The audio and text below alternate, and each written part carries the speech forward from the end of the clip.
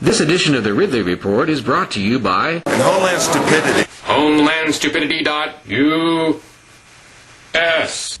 Well, I'm always looking for an excuse to update folks on that surreptitious gun ban Democrats have imposed at the New Hampshire State House. Now they've given me another excuse to talk. Some top Dems, of course, insist that they don't want metal detectors in the building. But guess what their donkey brothers against arms are doing with a House bill in the meantime? Attempting to mandate 5 new security toughs and, that's right, metal detectors at every entrance. Total cost to taxpayers expected to run around $1 million a year. Of course, it would become a Class B felony to do what you and I do every year in that place, responsibly wearing our firearms. In ancient Rome, even pre-revolution France, it was considered a citizen's duty to be armed. You couldn't even enter King Louis's abode without a weapon. And those were tyrannies. How much further have we fallen to get to this point? Anyway, House Bill 1654, the bill that will live in infamy, says, among other things, quote, "The Joint Committee on Legislative Facilities shall authorize the installation and maintenance of metal detectors at appropriate entrances to the State House and Legislative Office Building." Unquote.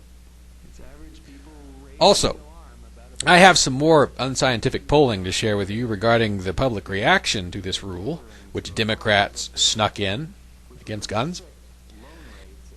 Again, this rule says no firearms in the building, but it doesn't make it illegal. Public opinion in the comments section on Concord Monitor was running 2.5 to 1 against the ban at last check, and on WMUR.com it was running at 10 to 1 against the ban. However, this last check is pretty old. I took these opinion snapshots when the articles were about 4 days old. Even the liberal Concord Monitor denounced the bill to some extent, although they have other ideas for limiting your gun rights in the houses of government. As you may already be aware, the rule itself will get another look. One of the Democrats has questioned the way it was imposed. This new hearing gives pro-gun activists new opportunities. The public will be barred from testifying, but I don't know if you'll be barred from entering. If you are, that's actually beneficial to our cause. It means you can go in with a camera and get video of yourself being kicked out. Or you can try to walk in and get video of the security guards stopping you. Video of either will be worth a lot of views, and that's good for liberty. If you're allowed in, then you can try to interview some of the perps on camera before or after the meeting. On January 6th, sign-wielding protesters gathered inside the State House. This may have been in violation of House rules which ban at least some signs.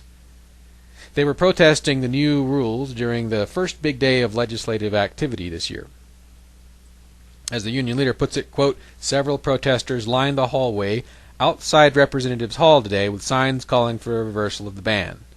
Unquote.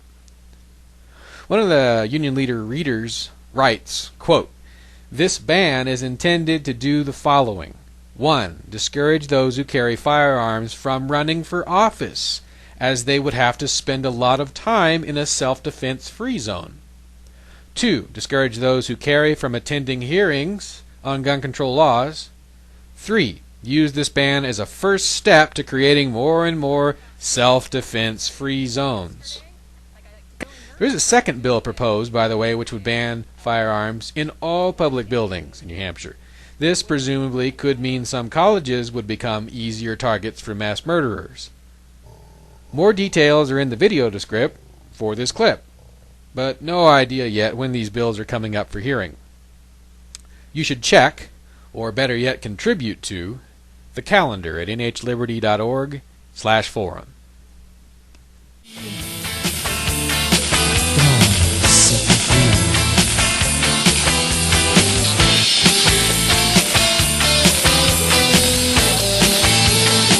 This is Glenn Jacobs. In Homeland Stupidity, if you want to get the news of the day and stupidity is where you need to be. It's not stupid.